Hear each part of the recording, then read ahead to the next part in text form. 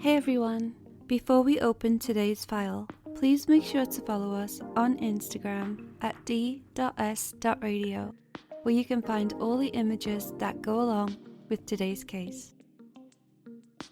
You can drop us an email at contact.dsradio@gmail.com. You can find all of our socials in the Linktree bio on our Instagram profile, including links to merch.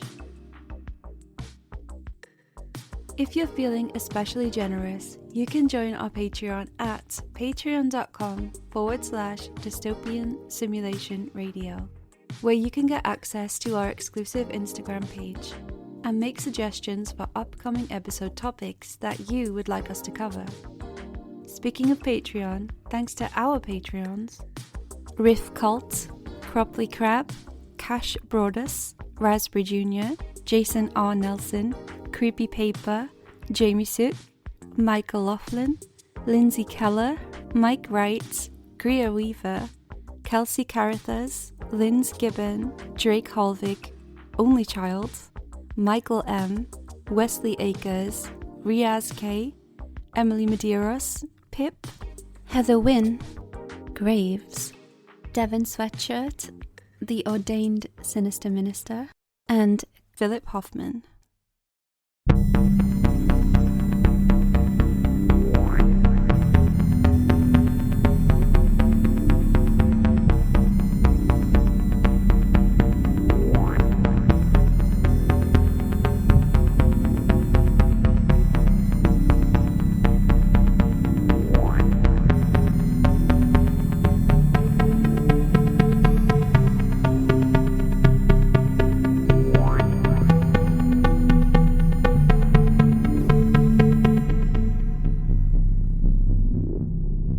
Okay, hi everybody, and welcome to another episode of Dystopian Simulation Radio. I'm one of your hosts, Chris.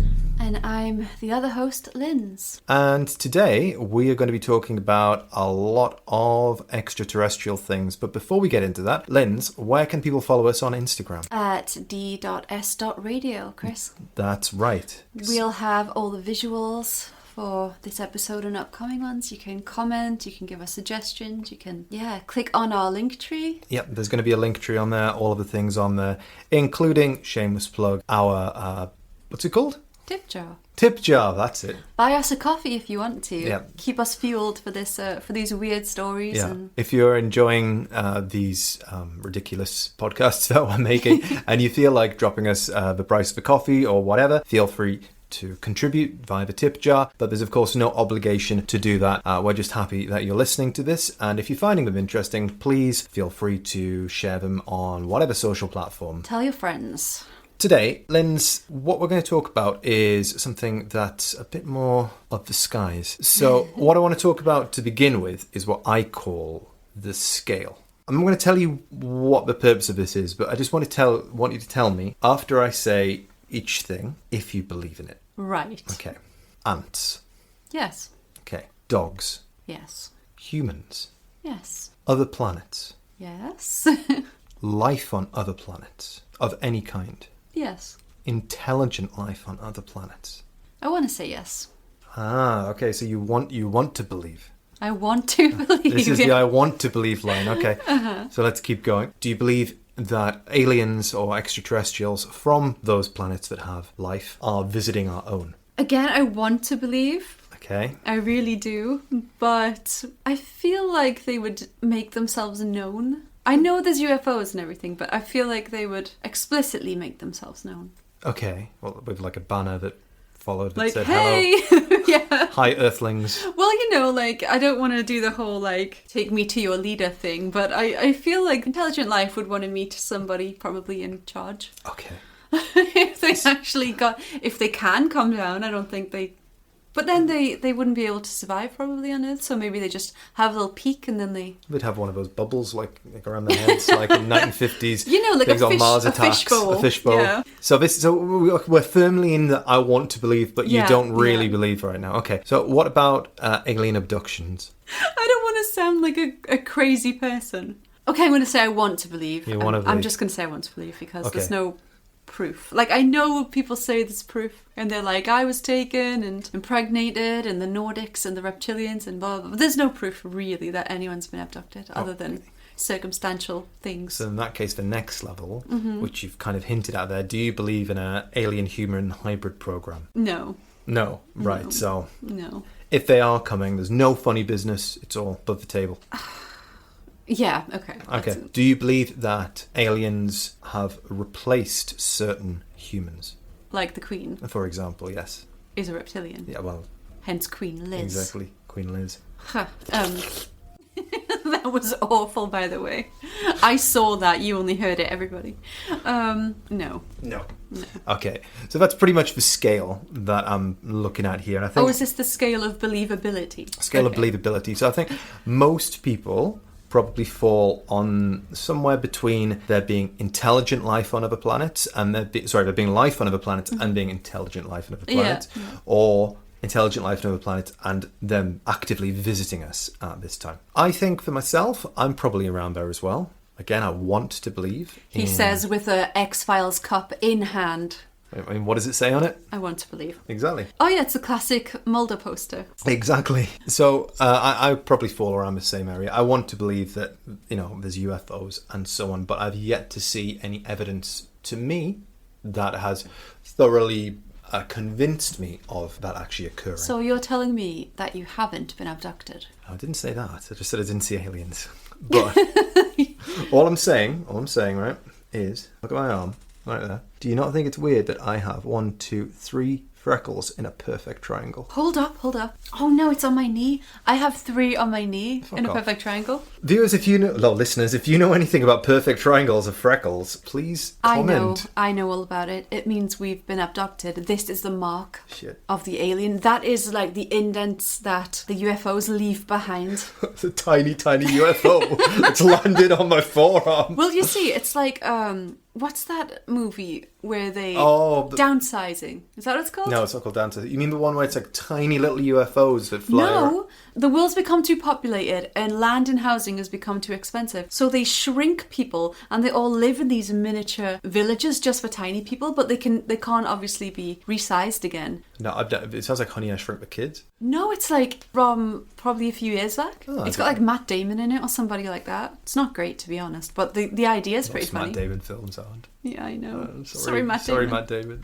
Why are we apologising like he's going to listen? He's definitely... Him and Tom DeLonge are definitely listening to this. Tom's got his ear to the ground on anything UFO related or alien related. Do you know what he does every evening? Takes off his pants and jacket. Takes off his pants and jacket. He stares at the sky for hours. And then when he gets really frustrated, he screams, "Where are you?" And I'm so sorry. So some people, though, do actually take this serious enough to take out something that's known as alien abduction insurance. And this is come from a website called thebalance.com. So where to buy alien abduction insurance? The UFO Abduction Insurance Company in Almond Springs, Florida, Of course, it's Florida. in operation since 1987, me too, sells a policy and has actually paid out claims. And it does claim that it sold more than 100,000 policies. That's quite a lot for alien abduction insurance. Like, I'm not sure. Well, obviously, I am sure of the demand is 100,000 people. Well, as well, Lloyd's of London, which is a very famous and respected insurance company, as opposed to this Florida branch, has sold approximately 20,000 UFO policies. So what does alien abduction insurance or UFO insurance cover? So although different companies have offered this coverage around the world over the years, in general, there have been the following common coverage options. So number one is medical coverage, which includes psychiatric care in the event of a physical abduction by a UFO. And also they'll give a cash settlement payout for non-human or alien abduction, alien pregnancy, and I must note that this does cover the possibility of pregnancy for both men and women. Was Jesus an alien hybrid baby? That sounds like another episode to me. Because apparently well, there's no human man involved. But what's there? Anyway, Mary. And it'll also cover alien examination and death caused by aliens. Death by aliens? That's amazing. That's what I want on my grave. Yeah. Death by alien. That would be horrific, though. Like, Now, the balance does also warn, however, that you must always read the small print on alien abduction insurance, as policies may vary. So today we're going to be talking about one of the only cases... Hold up. Oh, are we getting alien abduction insurance then? I mean, Christmas is on the horizon. So how much is it? I will look into it. I don't think it's particular. I mean, insurance in general, just general insurance, isn't particularly expensive, but it just depends how much they're trying to sell it for, really. But we can look into I it. love that answer. How much is it? Well, that all depends on how much they sell it It all for. depends on how much you got in your wallet. You got 25 pounds in there. Well, looks like I've got 25 pounds of alien insurance. So today we're going to be talking about one of the only cases, and perhaps the only case in the UK, of the police investigating a UFO. That is not the CIA, not MI5, not MI6, but... Like a Bobby. You're Bobby. You're Oh my Roses. God, I'm ready. So let's go to the background. So again, as Lynn's hinted on earlier, if you're listening to this right now and you want to get some of the supporting pictures that we'll be describing, you can find them on our Instagram page at D.S Radio, and just look for the file titled Dechmont Woods Encounter, or Dechmont Wood Encounter, I should say. We will, of course, be describing them as we go through, so don't worry if you don't listen to them. It's not essential. So, Lynn, have you heard of this incident? No. I'll set the scene for you then. So I've chosen a case that's a little close to home for us. You know, the stereotypical encounter. I mean, where do you imagine it happening? What do you mean? Like an alien encounter, an alien abduction, where do you picture it happening? Your bedroom, through the window, maybe in a field, maybe in a forest. What country?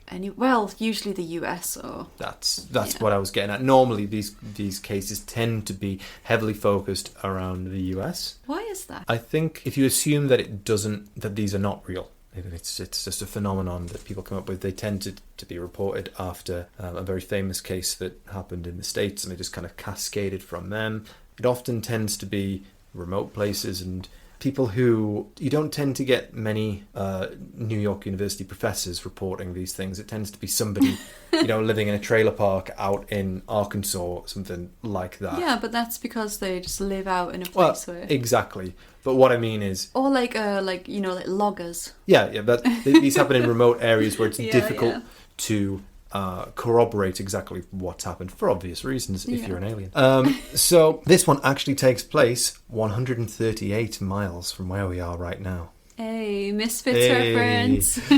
So our story today takes place in Dechmont Woods near Livingston in Scotland, and that's about half an hour from the centre of Edinburgh. Now, a native Scot, Robert Taylor, often going by Bob, is the main player in the story. Now, Linz, could you please describe our protagonist, Bob? Bob is delightful. He's got some pressed trousers on, creased down the front. He's got, is that a glass in his hand? Looks like it could be a garden party or something. Polo shirt. He's an older guy. How old is he? Like 50s? In that picture, yeah, 50s, 60s. 50s or 60s. He just looks like a regular bloke. Regular British bloke. Regular British bloke. He looks lovely. Kind of like a nice dad. He does. An older dad. He's very daddish in his in his depiction there. Now, first, a little bit of a background on the man himself. On Bob. He was born in 1919 and was 61 at the time of the encounter. He was a married man who was a respected war veteran who had driven a tank in World War II. By all accounts, he was a church goer and quite notably a teetotaler as well. So in that picture, if that is a glass that's in his hand, it's probably apple juice. And then he was straight edge before it was cool. So none of today's story was influenced by alcohol or drugs. So Bob worked at the time for the Livingston Development Corporation as a forestry worker. Now that's essentially taking care of the forests, maintaining them, repairing fences. Now the incident itself, so at 10:30 a.m, so in clear daylight, on the 9th of November 1979, Bob parked his pickup truck at the side of a road near the M8 motorway and walked alongside a forest path up the side of Dechmont Law with his dog. He later told police he was working alone, like a maverick, checking fences and dates within the woods. Now, everyone knows you should always have a partner when you're checking fences, but that's just the lone wolf. Yeah, everyone knows that. Exactly. The lone wolf of the Livingston Department Corporation's Forestry Division. He had a dog. Exactly. He did have a partner. And that was an Irish settler named Lara. Oh, that is so cute. That is totally a dog that Bob would have. Exactly. But to date, the dog has never given a statement on the incident. Damn it, Laura. I know. Now, as he reached a clearing, he was confronted by the following. So I'd like you to describe this picture to me. This is a drawing that Bob later did when he was describing the incident. You can tell this is an old man has drawn this, in my opinion. And it's quite nice and delicate in a way, so... Excellent shading. It is, like, those balls really look round.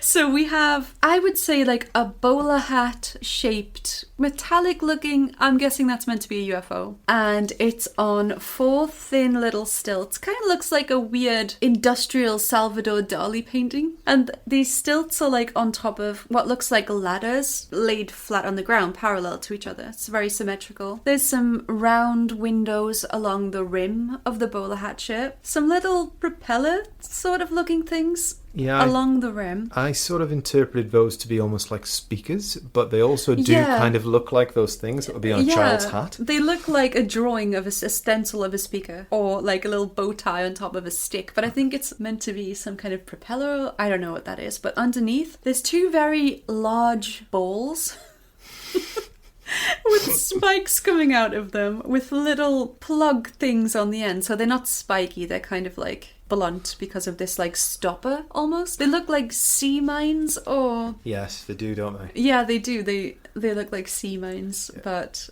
I don't know if they're really big or it's a perspective thing he has going on. Like, are these close to the viewer, or are they like under the bowler hat? I cannot really decide, but it looks kind of... This sheep is very close. That one is very far away. So yeah, I think you hit the nail on the head there with the sea mines. That's exactly what they look like. So for anybody who isn't looking at the Instagram at the moment, as Linz described, there's a UFO, as you might imagine it, with some stilts coming off it, with ladders on the bottom, with 2 sea mines essentially beneath it. Big balls underneath. And those 2 big balls are not directly hanging from the chassis, but they are chassis. That's what I'm trying to say. What's a chassis? I don't know. I've never used that word in my life. Can we Google? I think it's a body of a car. Actually, I'm just going to believe you. Chassis it is. We'll go with that. But anyway, these are free standing objects as opposed to being connected to the UFO. So what I'm going to do now is let Bob himself describe what he saw from an interview that he did with the Discovery Channel. It was a huge thing with a big round dome, a very dark grey colour, and it had a big flange going all the way around. I could see arms sticking out of this flange with what I took to be blades on the top. As I stood here, there was 2 balls came out, 2 balls. I would think they'd be about 3 feet in diameter with about 6 spikes. And they were rolling on these spikes. They came right up beside me, and I remember feeling a tug at that time. A very powerful smell, a choking sort of smell. I'm sorry. Flange balls. He felt a tug. Choking. So Bob has an innate ability for slipping a lot of sexual comments into quite a short paragraph. Seriously? Like, you couldn't get any more in there if you tried. Wait. Solid work, Bob. Solid work. Now, Bob expanded on the experience in other interviews. When he saw the object, it appeared to be made of a dark metallic material with a rough texture like sandpaper, and the choking smell was similar to that of burning car brakes, which is very Twin Peaks Season 2. The 2 spheres, which he later described as reminiscent of sea mines, rushed out from the craft, making plopping and sucking sounds as they rolled across the ground towards him, trying to grab a hold of him. They then supposedly attached themselves to his legs and emitted a hissing noise, and at this point he passed out. So I think of these, do you remember those balls that you would get as a kid that would have suckers? I'm so sorry for whatever happened to you, Chris. They would have suckers on the end, and you'd throw them at a wall and they'd roll down yeah.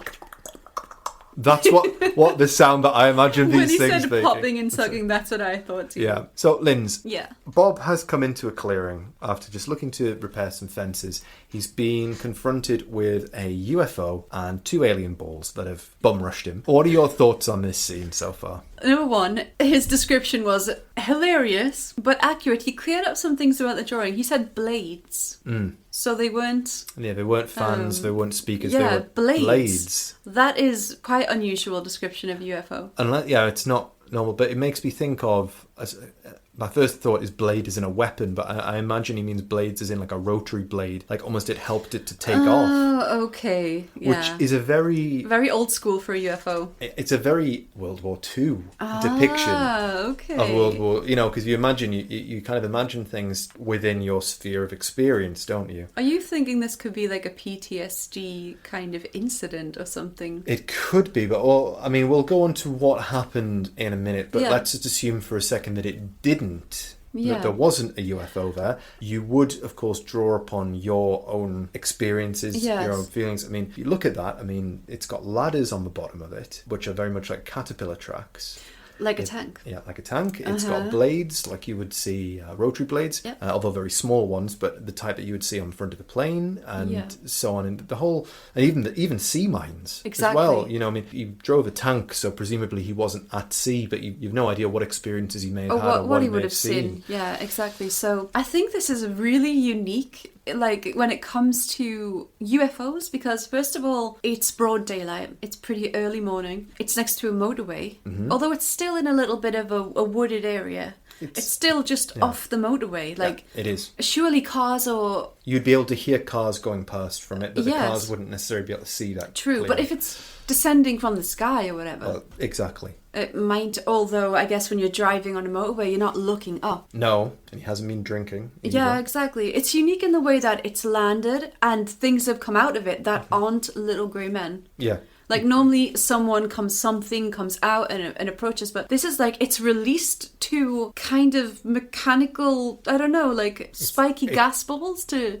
It's almost like a steampunk version of a UFO. Yes, yeah, exactly. Like when we think of UFOs, we think of things that can take off in about 3 seconds and just zoom. Tractor beams. Yeah, and, exactly. yeah. But this is like, it's got little rotor blades on it, and it's a sort of a kitschy shape, like a little bowler hat. It's got stilts. Yeah, It's got little tracks. So does that imply that it can move on those, or? I'm not sure. I'm not really sure. And basically, this thing has released 2 ball things and gassed him. So that makes me think like these aliens are doing like an old school kidnap. Like once he's KO'd, they're gonna run down their ladders and sort of pick him up.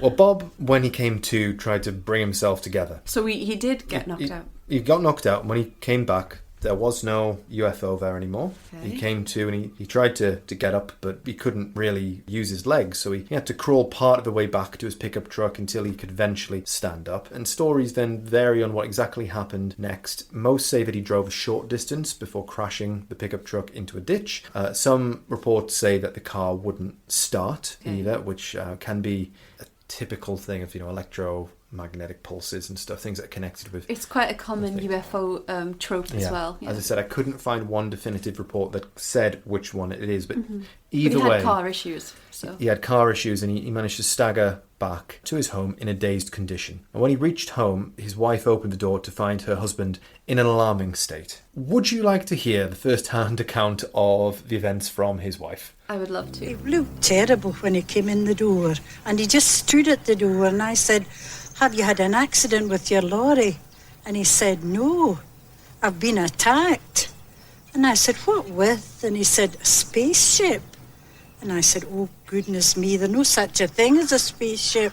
I'm going to phone the doctor. You must have fell and hurt your head." He looked quite shocked, and he was drained. He was right white, and his face was dirty, and he had a red scar here. And his clothes were all dirty, and his trousers. And then he told me his trousers had been torn. She is absolutely livid that she's going to have to sew those trousers. Yeah, I know. Now, naturally, she was obviously very concerned for her husband, who, regardless of the situation... For her husband's pants. Well, yes. But he was reporting weakness and feeling like he'd been gassed as well. That's what he reported. So she called a doctor who healed up Bob, and then the police came down to interview Bob. But the police soon found themselves investigating a criminal assault of unknown origin. Okay, so there's a record. Oh, yes. There's a police record. There's a police record. Oh my God, yes. The first person who was on the scene was actually Malcolm Drummond, who was Bob's boss and was called by his wife to the house, who came down extremely concerned about what had happened, and then drove with Bob to the site, confirmed the findings, and then at that point the police were called. So when I say confirm the findings, I mean the physical evidence that was left behind. Evidence? This is where it becomes a lot more interesting. Ooh. So the police drove down to the site with Bob in the afternoon and were just as surprised to find actual physical evidence, just as Bob had described. They found 2 ladder-shaped marks, which would be consistent with caterpillar tracks, such as those on a digger, for example, although there was no construction work that had been noted in the area, and these caterpillar marks were just in one area, so there was no entry or exit. If it was a caterpillar mark from a track, it would have to have been dropped in by a helicopter, made the impression on the ground, and then taken up again, which is highly unlikely to be the actual scenario. Oh my God, that is actually amazing. They also found 30 to 40 holes, each around 3.5 inches in diameter, which you could, given the story, guess that these are from the alien balls. The sea mine. Sea mine. So take a look at this picture. This is a sketch that was done by the police when they arrived at the scene. And could you describe it for me, please? Sketch plan of locus of UFO incident, Dermont West. Lothian. Okay, so there's 2 sets of ladders, like ladder indents, I imagine. That's what it's supposed to be. And then, so if we're talking about the sea mines here, it's as if they dropped out at the top entry point and then kind of rolled in the middle of the craft and then around the outside. And then, I don't know, they kind of like, their indents like little horseshoes. Yeah. The way they're drawn. I guess you could think that they kind of came out, went around in a spiral like that. Perhaps. And then perhaps this is over here in the top right-hand corner is where they might have attacked Bob. Then whatever happened, they were zoomed back into the thing or whatever. Yeah, and what's weird to me is like it's a ball with a lot of spikes on it, but this looks like it just had like 1 track of spikes, which is kind of weird. Yeah. Like I'd assume that there'd be more. Oh, but unless they're rolling on one. Yeah, they're rolling on the Oh, central part. they're not tipping or anything. Yeah. Okay. So yeah, it looks like they've just dropped out, rolled around, probably rushed Bob, and then just been bloop, taken back in somehow. Bloop.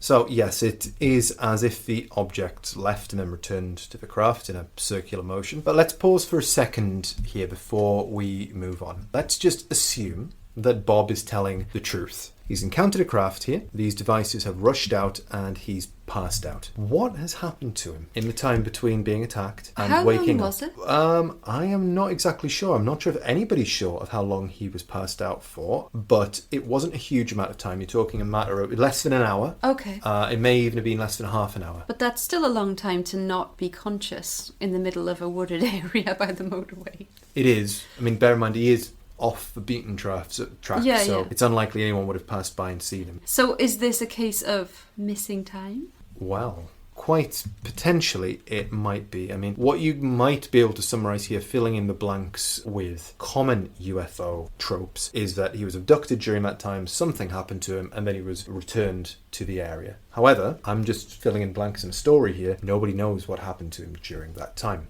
However, the police did conduct an investigation, which included visiting Bob's employer to cross-reference the tracks that they found with any machinery that they had on site. Linz, could you please read out the findings from the extracted quotes that I have provided? After examining every piece of machinery they had up there, we did not find anything to match the tracks. The unusual marks on the ground were only to be found in the clearing where Mr. Taylor had experienced his reported close encounter. These marks just arrived. They did not come from anywhere or go anywhere. They just arrived as though a helicopter or something had landed from the sky. The police report from the same time said the marks on the ground indicated an, quote, object of several tons had stood there, but there was nothing to show that it had been driven or towed away, end quote. There appeared to be no rational explanation for these marks. Yeah, it's pretty hardcore, right?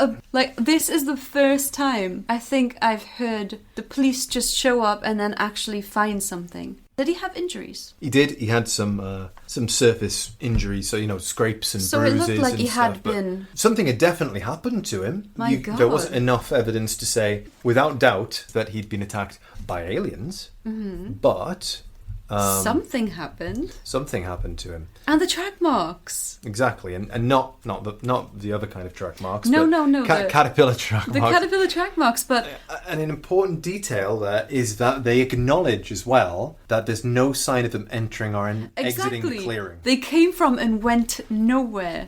Like, obviously, like a crane or something could... But then that crane would leave marks. You would need a huge crane or a helicopter. But even then, I'm not sure if a helicopter... They would have some kind of report saying a helicopter had been out that day. And I don't think a helicopter would be carrying whatever that's really interesting, honestly. It really is. So the next bit of evidence, which you touched on a moment ago, is Bob's trousers. So it must be noted that this is really pre-forensics as we know it today. So the investigation focused largely on how the damage was done rather than what did the damage. So it was found that the damage was consistent with something hooking the pants and then moving upwards. The doctor who examined him also found marks on Bob's legs which were consistent with that and corresponded exactly to the tears. Trousers are now in possession of Malcolm Robinson, a ufologist, ufologist who has travelled the world with Bob's trousers, lecturing on the incident and has also written a book on the subject. Malcolm Robinson says the trousers were police issue, blue serge pants, and the types of rips in them did not happen by getting snagged as Mr. Taylor crawled away on the ground.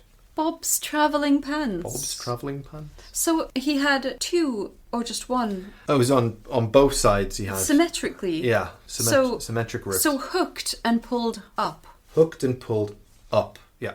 That is so bizarre. Thankfully not pulled down. Yeah. So like something was trying to pick him up by his trousers? Yeah. What, like the sea mines? Or the aliens? I think the sea mine's on behest of the aliens, unless they are a very unusual shaped alien. There was two balls, right? Two balls. So if they go either side of him. Yeah. They're exactly the same height. And they're only rolling on one... On track. So maybe on the side they've got hooks. Yeah, on the... Maybe. You know the new Jurassic Park movie? Have you seen it? Yeah. The Jurassic World. Yes. Or the Jurassic World 2. I can't remember which one it was. Do you mean those balls? Yeah, they're in those balls. Yeah. Maybe the aliens are driving. Well, that could be the case. But then it'd be very small aliens, because you're about 3 feet. Well, why not? Yeah, well, exactly. Because, like, there was, like, a lot of windows in the rim of the hat, right? Mm-hmm. So maybe that's, like, a viewing window. Exactly. So there was, like, at least, 6 of those? Yeah. Across one side. Across one side, yeah. So you can probably shove a lot of those little fellas in there. Well, they must be little, right? Are you laughing at little fellas? Little fellas? Get them little fellas in there. Must be a lot of little fellas in there. So maybe they go into the space mines and they're like, grab that one guy. And then they both have, like, I don't know what the things on the side of the balls have, but maybe they've both gone, like, like an arcade game. Like, where you have to, like, grab one leg each and then... Oh, do you know what's really funny? In Japan, they call those crane machines UFO catchers. Yeah, UFO claws. Yeah. See? Like, look. Japan knows stuff. They do. They do. So now let's listen to a detective sergeant who was working on the case describe Bob's pants.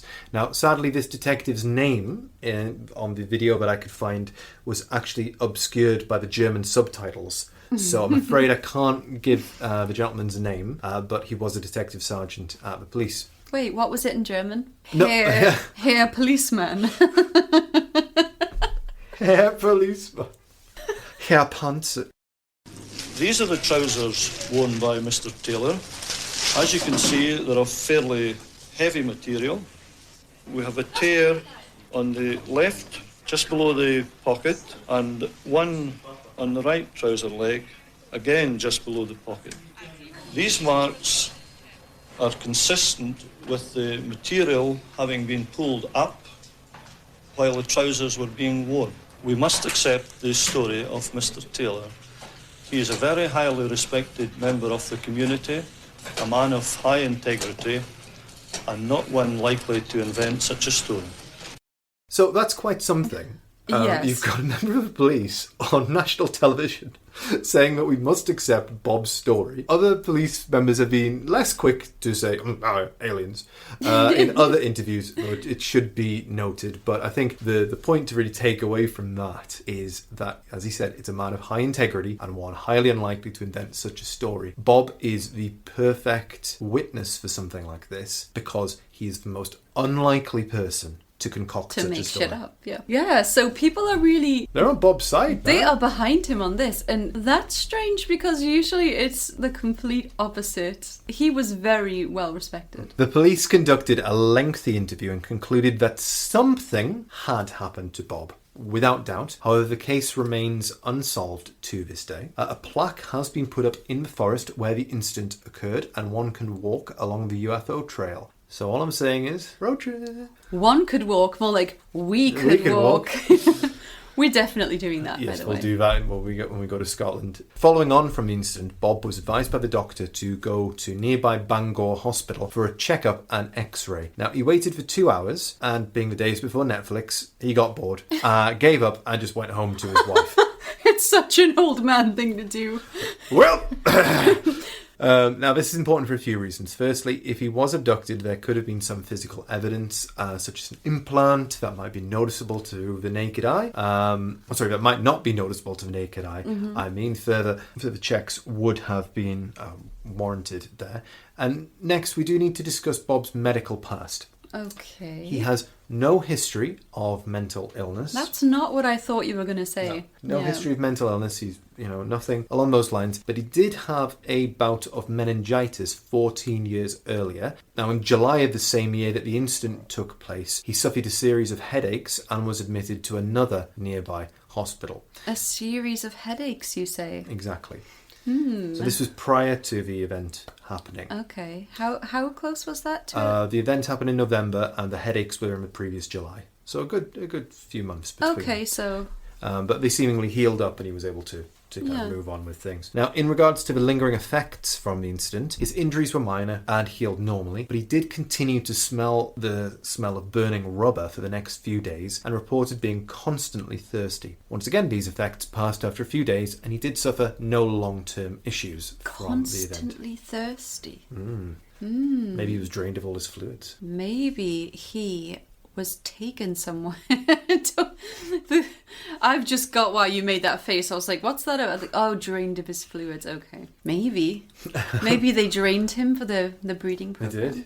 Little Bobs. Little Bobs, little fellas. Those little Bob fellas all over the place. Those little fellas saw how big and tall Bob was and said, we need to get a piece. We need some of that, boys, little fellas. Yeah, we need a piece of that. Because we could do with, getting a bit taller to look more scary. Because we're scary where we come from. But as soon as we land here, land of the friggin' giants going on. Little pipsqueaks. Little pipsqueaks. No one's scared of us. We have to come out in the sea balls. And then later... That's why people start seeing these big Nordics and reptilian creatures, because they just go to each galaxy, find the weirdest things that they can and breed with them, and then they've become reptilian. Case closed. Well, just a little bit more evidence before we do close this case. Now, Bob would sadly pass away in 2007. No. But at the age of 88, so he did have a good innings there. No, Bob. What about Laura? Laura, I don't think lived to 88, but perhaps in dog years.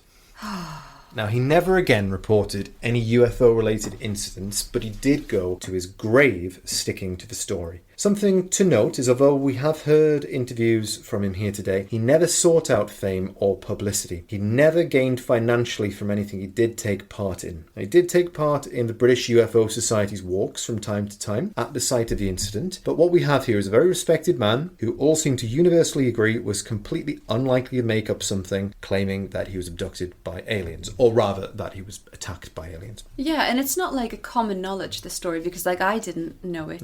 No. We know the Betty and Barney Hill case, and we can name a few, like Rendlesham, but I didn't know about this one, so he clearly didn't try to seek out any fame from it. And the community backed him. They never seemed to believe that Bob was lying, and all the evidence supported him seemingly. The impression that I get is that this was a rather ordinary man who was somehow thrust into an extraordinary situation. Something did happen to him out there. Definitely. I'd like to hand the last word on it to Bob himself. So before we move on to the theories, let's hand this over to Bob from a BBC interview. I was amazed to see in front of me this huge dome-shaped ship, you know, and just couldn't believe my eyes. What would you have thought of someone who had just said on television what you've just said? Well, it's doubtful if I would believe. It is really. And it's a thing that you have to see, I think, before you could believe. So that what an insight from Bob. You have to see it to believe it. So at least he acknowledges the ridiculousness of the situation. Now, the theories. Yes. Now, these include everything from Bob eating some hallucinatory berries that triggered memories of a recent episode of Doctor Who, leading to him having a very bad trip, to black ball lightning and a mirage of the planet Venus. However, I'm going to just stick to some of the main ones here. Now, first, the incident happened exactly as Bob described it. Investigation over, case closed. The most unlikely explanation, however, given the context. I don't know. He's a reliable guy. He is, but just in terms of yeah. Everyday life, it's probably the most unlikely one, but it is the simplest. Yeah. The most likely explanation, as I see it, is that Bob had some kind of an episode, passed out, and in the initial stages of that episode, whatever it was, hallucinated or was left with this image when he awoke. So traumatic experiences can wreak havoc with the mind's eye. The medical explanation that was put forth that this was a seizure of some kind, as previously mentioned. Earlier in the year, he had received treatment for headaches, but was seemingly fine by the time of the incident. They could equally be related or not be related, but it's just something to mention. I suppose if you've been to the doctors or to get help for migraines or headaches, they must have been pretty friggin' bad. Well, yeah, exactly. Especially somebody like Bob, who I'm going to make an assumption, because we all know people like Bob in the UK, type of people who will only go to the doctor if they really need it. Yeah, like most people in the UK will avoid it unless they really, really need to go. So. Which is funny because it's free. But but it's such a hassle. You don't want to take the piss, do you? It must be pretty bad for him to go, so maybe. The thing is, though, Linz, none of the plausible medical explanations explain the tracks on the ground. The evidence! I totally forgot about it as soon as you started going into theories. Like, there's still the imprints. There's still the pants. There's still everything. Exactly. That is crazy. Now, later in 1979, Stuart Campbell, who is the Season 1 Agent Scully of this whole story, who is a noted UFO skeptic, decided to rain on everyone's parade and visit the site to find a plausible solution. Boo! Now, Mr. Campbell has written several books debunking topics such as the Loch Ness Monster, so we'll meet again, Mr. Campbell. Campbell visited the site twice that year and noted that in an adjoining field there were PVC pipes, and the local authority had laid cable duct within 100 metres of the clearing. So he concluded that the pipes were responsible for the markings that Bob had found. So I guess in this case that the pipes had been shifted along the ground as somebody was moving them. Okay. Kind of, taking a break and so on. I can see that. You can see that, but they would have to be doing it at, very small intervals. Well, if you think about it, the pipe could be extremely heavy, and then a person isn't heavy enough to leave imprints in the grass, so that would explain there not being,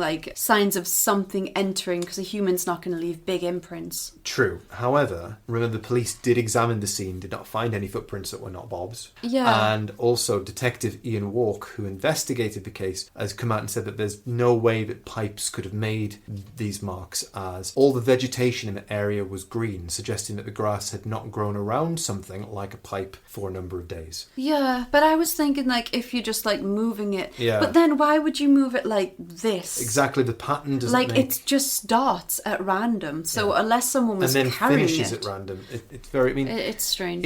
It's a decent solution to put forward, but there's also a lot of... It's not a bad one. Holes. But So Campbell took advice from Patricia Hannaford, a qualified physician, and also the founder of the Edinburgh UFO Society. Or should I say Edinburgh University UFO Society. So quite a qualified individual. That's a thing.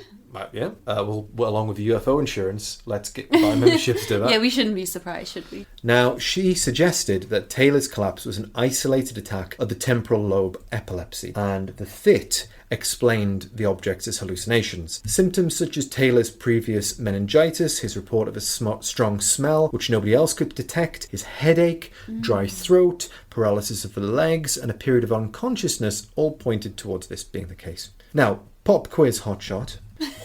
Which colour is the temporal lobe? Green. Oh, I see you played temporal lobey before.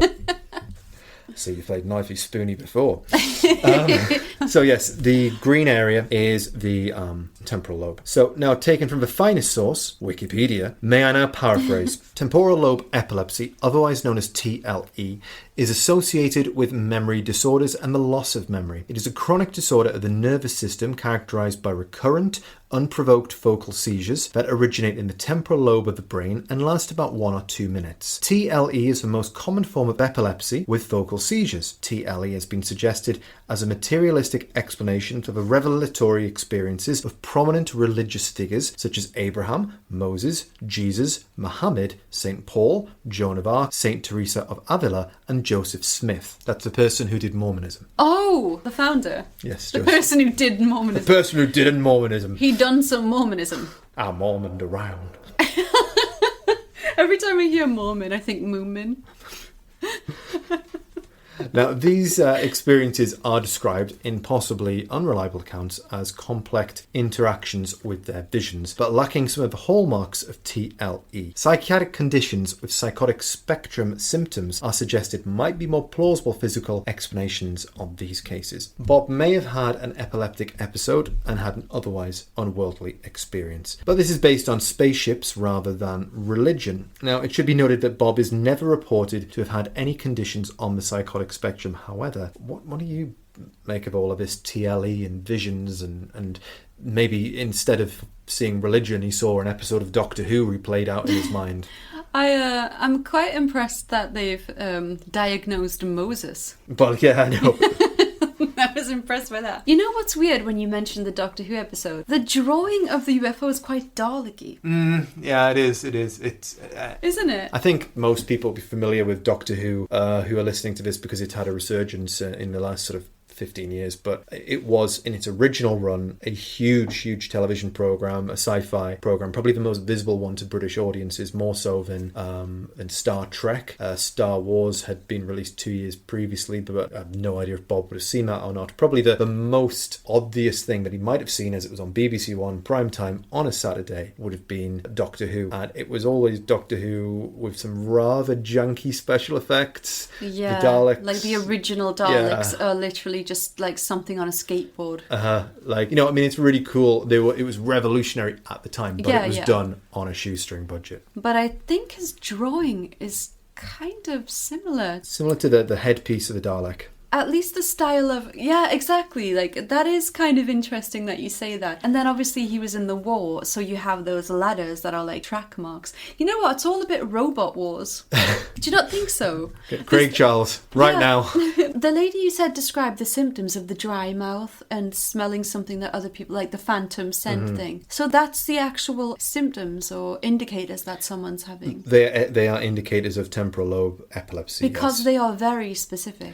They are. I mean, I don't think you have to have all of them going at the same time. But he kind of did have all... Like, he ticked a lot of boxes on that list. But still, right, I think that's a great explanation. But how does that explain the impressions? And that's like, what you come back to, always coming back to the impressions, because when you read that out, I was like, oh, hell yeah. I mean, you lost me at Moses.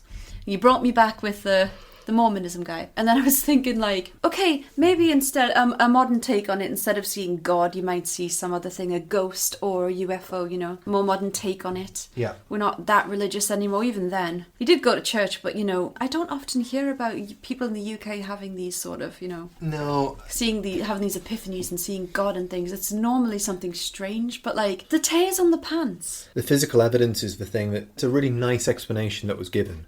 But it doesn't explain the physical evidence. And this is where I'm not saying that he was abducted by UFO, but this is where you open a uncanny valley of, well, I can explain part of this, but then I can't explain the other part. And then I can explain that part. It's the damn evidence. Otherwise, some theories actually fit. Where was the dog in all of this? Maybe the dog was trying to pull him, get him... You know, when, like, an owner, like, passes out and a dog tries to drag them around, wake them up. Yeah, well, I mean, actually, you know, this is part that I have in the next part here. So we do have some explanations for a mark on the ground and a reliable witness reporting something bizarre, but it doesn't explain his pants. No. So even if you do explain away the marks on the ground as being those of pipes and the pot marks as being pipes that were moved around, they don't explain the pants because pipes wouldn't have ripped his pants. I can't find any explanations for that particularly. Climbing a fence? No, well, apart from climbing a fence, which will come up later. Okay. However, the main thing is, remember, Bob's an old man here. Yes, he's still working, but he is an old man. He's not be a bit fit. He's not clambering over fences. The area that he was in... I was speaking like, you know, those low ones, like, so because he's got to get to his truck. Well, that's what he was heading towards. But the area where he collapsed through to his truck had no fence that I am aware of. Strange. The only fence that was in the nearby area was a proper chain link fence. Yeah, so this is what I mean by that. He's not doing a Liam Neeson and hopping over. Yeah, the I mean, like I saw a picture of 7. So I thought I'd freestyle my own ideas here. So firstly, you hit on it. There is the dog. So perhaps, you know, when he fell, he has an episode, and the dog, you know, pulls on his pants, tries to rouse him. However, there's no impression of rousing Bob. There's no impressions of teeth that were found. There's no teeth marks in the pants, and you know, that's one really accurate dog to do it in exactly the same point, symmetrically on both sides of the pants. Now, remember, this is a field. Yeah. And seemingly he fell down in the middle of the field as well. So he wasn't beside a fence or anything where he could have caught anything. There wasn't anything around him. The police said it was consistent as well, not with falling and catching, but something actually pulling him up. Next up, the most obvious explanation from a certain perspective, which could be Bob is making the whole thing up and accurately did this himself. So he ripped them, fell down in the field, had a bit of a sleep, got up and went, I'm going to cause an international news story about being abducted by alien balls. You think that he had this sketch waiting in the wings somewhere. At home, he had this sketch and he was like, oh, look at that. He was watching Doctor Who and he's like, I'm going to try and draw a Dalek. Messed it up, did a UFO, put some space mines, some sea mines in, and then said, you know what? Do you think his wife... they were sitting there on the couch, she was knitting, and he was sitting there watching Doctor Who with his paper on the lap, and he started sketching out this thing, and he went, oh, look, this is... Look, dear, like, wouldn't this be great as a Doctor Who thing? And she goes, don't be stupid. You're not going to try those pants that I got you on today. And he went, I'll show you. And then he ripped the pants and he concocted this story. And then he came around, he stopped seeing red and he was like, oh, God, she's going to kill me. She's been mending these pants for weeks. And then he's like, oh, I'm going to have to pretend I fell down or something. And then it just snowballs from there. Suddenly he's been abducted and he's, you know, like just a story, a white lie that you tell that just goes too far. It's like, oh, yeah. And then suddenly the police are involved. He's down at the doctor's and he's like, I can't, it's been 2 hours. I'll just go. Like when you don't correct somebody when they get your name wrong and then for the rest of your life... You're just Jim. You're Jiminy. Yeah. Now, Laura's in on it. She's it, yeah. She's an accomplice. Now, I'm going to say, though, from my reading on it, from the interviews I've watched with Bob, I'm going to say no based on his character. I don't think he's making it up. Something did happen to him. You've fallen for Bob's charm. You've never met him, and you're like, well, he's a man of character, you know, Bob. I think he is a man of character. I think he's a man of honour and character. You've never met him. Shut up. You fell for his charm like everybody else did. Now, lastly, the other potential explanation is, of course, alien balls. So, Linz, what do you think is the most plausible explanation, or what are you believing? Alien balls. Alien balls. No, God, damn it now, I'm believing Bob. I'm about to say, yeah, he just got abducted, didn't he? Aliens came down and they made contact with Bob and ripped his pants, and Bob fought. He fought hard and he got away. Maybe they were scared of Lara. Maybe they didn't expect a human to be covered in hair, like a Chewbacca. Maybe she stood up on 2 legs and she was like, no. I don't know, like, I'm thinking perhaps the guy with the pole story, you know, moving the poles. Perhaps he had something, he was onto something, and then Bob had an episode and ripped his pants. Oh, Bob woke up and he panicked because he'd passed out, and he jumped over a fence and ripped his pants on both sides, and it was embarrassing, and he rolled down a hill, got into his car and crashed it because he was still dizzy. God knows. Well, I mean, exactly, God knows. We don't know exactly what it is. God knows. I mean, Campbell, though, Stuart Campbell, is hell-bent on explaining this. Oh, right? God, he's grasped at straws, has Oh, he? well, he's now suggesting as well the craft itself was simulated by a mirage of the planet Venus. Bollocks, mate. It was 10:30 a.m, sir. Well, exactly. Have a look-see at this and just describe this to me, the picture. It is a lovely orange sort of, I want to say sunset, or a chemtrail through the sky there. And then we have, I think you want me to say UFO-shaped sort of light, Maybe. but to me it looks like a manta ray. Yeah, it does, actually. Yeah, It looks both. like a manta. It's the shape of a manta ray, but it's also the shape of a sort of hat UFO, I guess. And it's just a big bright, kind of looks like a big bright sunbeam. And then there's some sort of, cloud or lake below it. I'm not sure what that is. Well, that's the mirage part as well, I okay. think. This was after searching through the internet, this was the photo that I could find. Yes. That was the closest to the picture that Bob drew. Close but no cigar. I mean, it's Yeah. not close at all. It's more like a sunset picture. Yeah, no, this is. I'm not saying that this is close, but I'm just saying it's the Oh, yeah, closest yeah. that I could find. I mean, if that's the closest you can Yeah. find, pretty close in shape. But one is a sunset picture and one is a sketch of something very detailed. Yeah. Like, it is very detailed. And the sunset picture is just a blur that is sort of frisbee shaped or Yeah. manta ray shaped. Now that picture is actually a mirage of the sun and not Venus. Okay, but, so it is the sun. But it's the closest that I could find to it, and it's the same sort of thing. Although, Yeah. that is clearly more of a sunset. Yes. So what he's trying to claim is that this is a mock mirage, and a mock mirage of an astronomical object, i.e., a planet, is much more complex than an inferior massage. Massage? That was an inferior massage, sir, and I want my money back. No. An inferior mirage. While an inferior mirage of astronomical objects can produce only 2 images, a mock mirage can produce multiple mirrored images. The shapes of the mirrored object are changing constantly and unpredictably. In order for a mock mirage to appear, the cooler air needs to be trapped below the inversion. Several inversion layers produce multiple pancake-like shapes. And comparing those two pictures side by side, they bear a minor resemblance. Yeah, well, barely. Both do have some kind of pancake-like layers to them, and I suppose that the image can produce multiple mirage images, and that could explain the balls, but they don't explain them rolling on up to Bob's sides And and hissing. Gassing him. piercing his lovely pants. His police issue pants. Yeah, no mirage can do that, because it's not a mirage. That's some thick pants. Now, a documentary did interview planetarium scientist Terry Mosley, who called shenanigans on this when he said, Venus would simply not have been visible. It is too faint and too low down under a bright sun in the sky, and it would not have been visible under those circumstances. Campbell seems to have felt that there was a pattern between UFO reports and reflections in the sky, and this is why he was suggesting that this was the case. But Terry Mosley's not having any of that. Yeah, Mosley's the expert. You're just a dude on Google. Now, other theories have suggested that perhaps Bob was exposed to harmful chemicals, either in his car or in the field, which may have given off the hissing sound that he heard. But there's no evidence that the car had given off any fumes or that there were even any present in the field. But Did he work with harmful chemicals? No. He's just walking around checking stuff. Just walking around repairing fences, Yeah. gates, bringing squirrels from trees. Cute. Now, enter another Scully into the story, but maybe this one's maybe a season 3 Scully, where she wants to believe, but is still trying to explain things plausibly. Chris is also an X-Files connoisseur as well as a wrestling addict. So. I might be.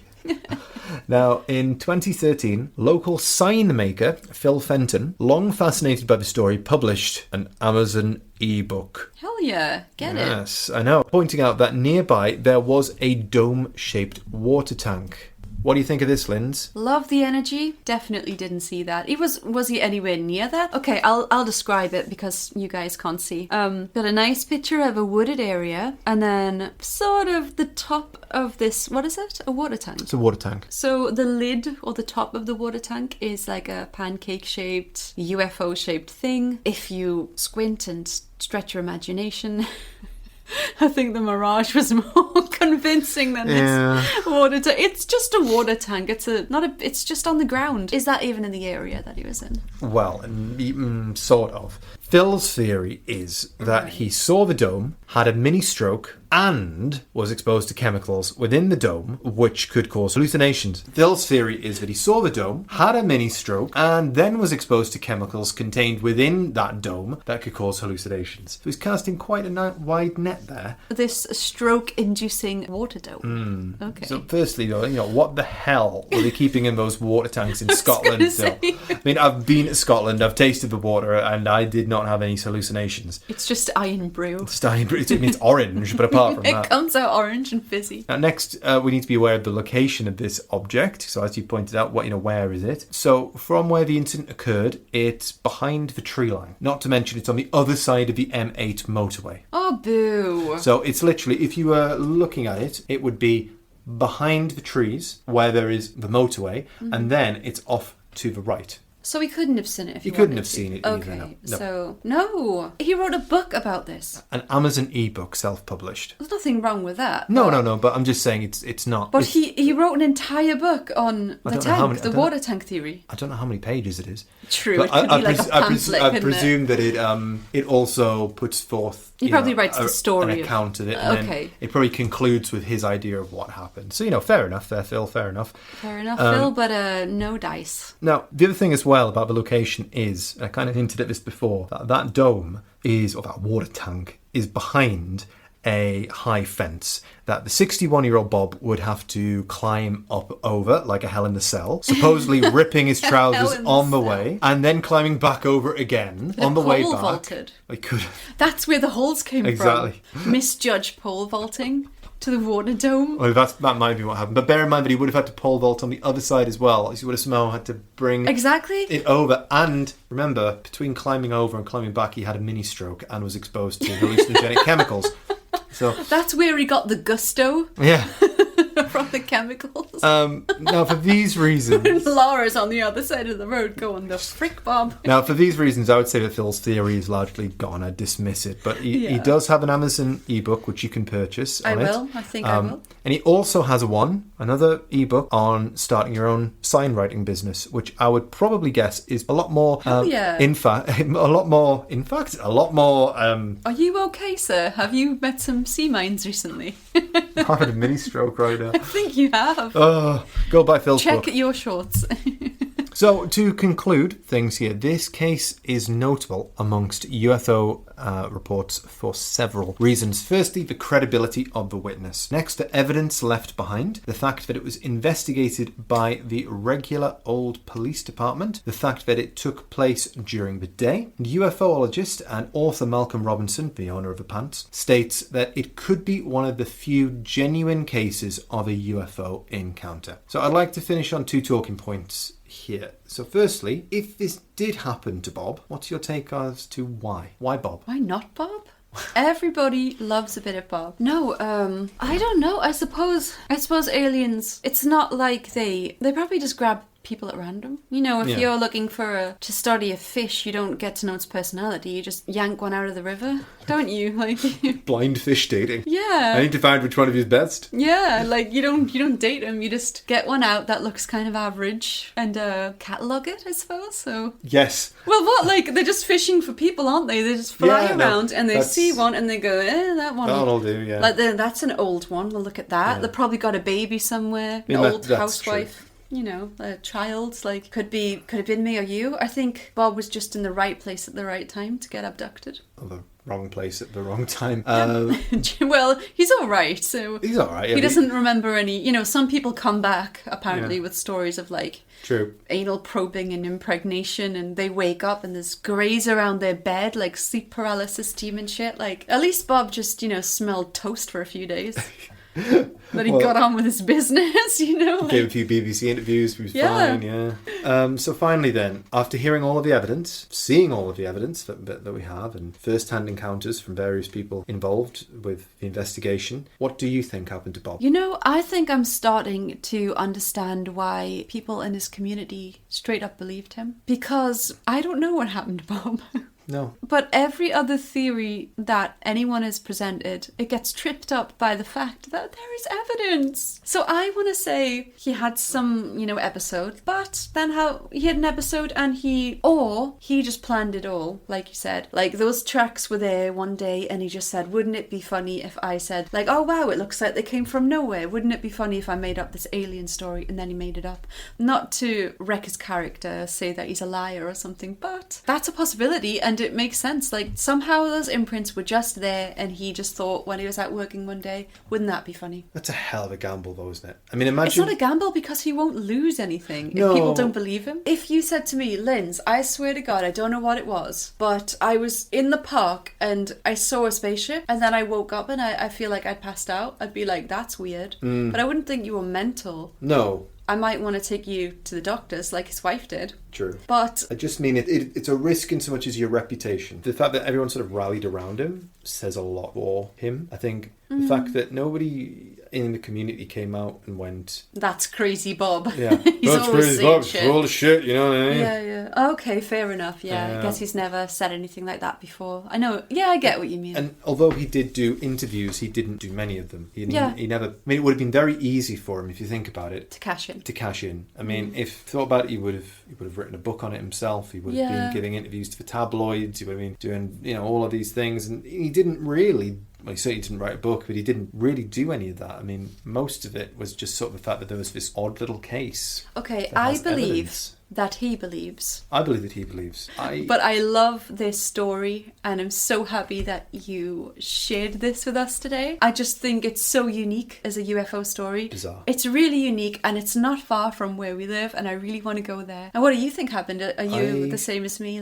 I think the most likely explanation is that he did have TLE episode or some kind of episode which caused hallucinations. But again, the evidence points against that. I guess in the lack of any plausible explanation, I'm probably going to go along with Bob, but that means that I have to change my scale of believability from the beginning if I do that. Yes. So, as you said, I'm somewhere around, I believe intelligent life exists, but I don't necessarily think that they're coming down here to the planet. But if I believe Bob's story, I now have to push my believability scale one step back, or one step forward, actually. So that's where you hit this kind of block where you start saying, well, I believe him, I want to believe, I want to do this. So are you saying you've shifted on the scale of believability? Ooh.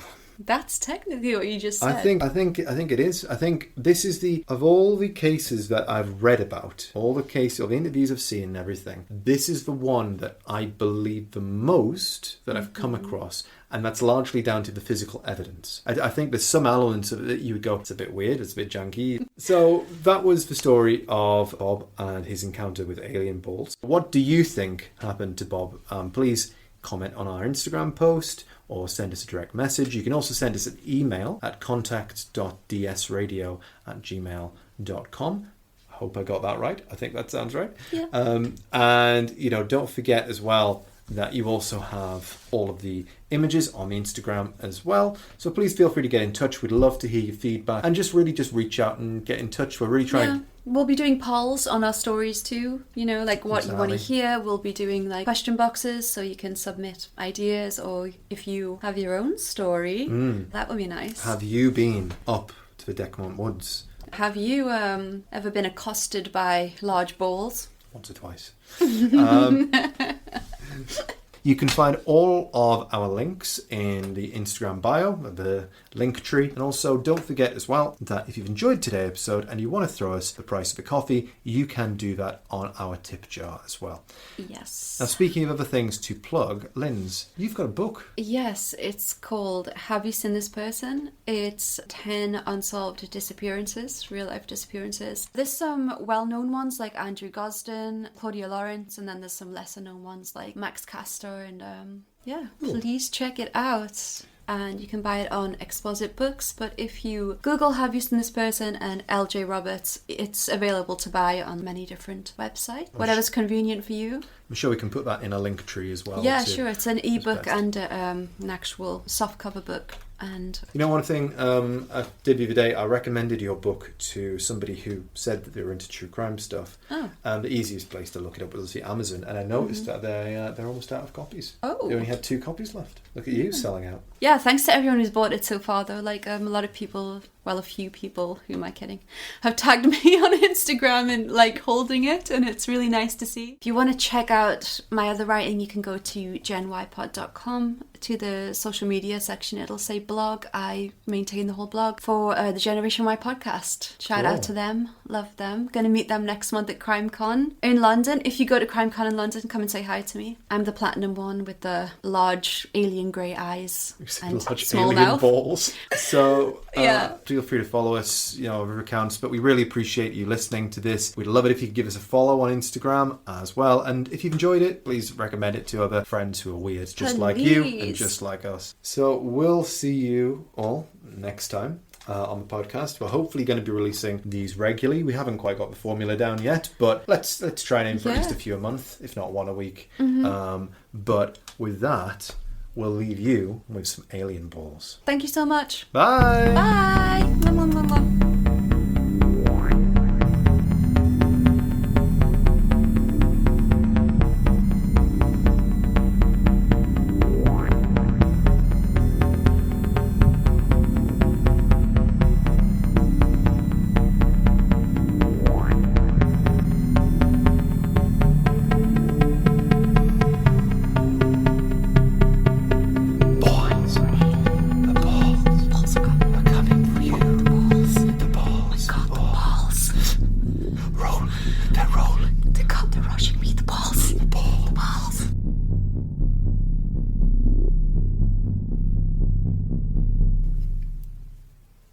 He looked terrible when he came to the door. And he just stood at the door, and when I said, "Have you been in an accident with your lorry?" And he said, "No, I've been attacked." And I said, "What with then?" He said, "Spaceship." And I said, "Oh, goodness me, there's no such thing as a spaceship. I'm going to phone the doctor." He must have fallen and hurt his head. He looked quite shocked, and he was drained, and he was white, and his face was dirty. And he had a red scar here, and his clothes were all dirty, his trousers, and then he told me his trousers had been torn.